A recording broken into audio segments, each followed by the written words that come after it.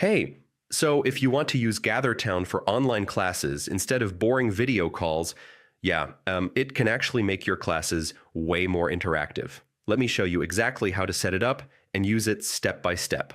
First, create a Gather space or use an existing one. Choose a classroom style layout if available. It just makes things easier. Next, design a teaching area like a front board or presentation zone where students can gather. Now, this part is important.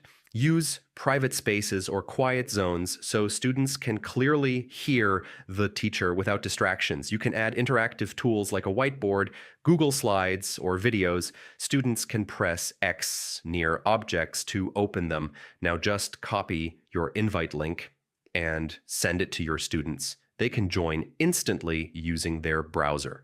Once everyone joins, ask students to move into the classroom area. When they get close, audio and video connect automatically. During the class, you can speak, share your screen, and interact in real time. Students can also ask questions using chat or reactions. You can even split students into small groups by creating different areas. Yeah, perfect for discussions or teamwork. When the class is over, students can simply leave the space. You can reuse the same setup for your next session. So, that's how you use GatherTown for online classes. It's way more interactive than regular calls once you get used to it. If this helped, check out more guides like this.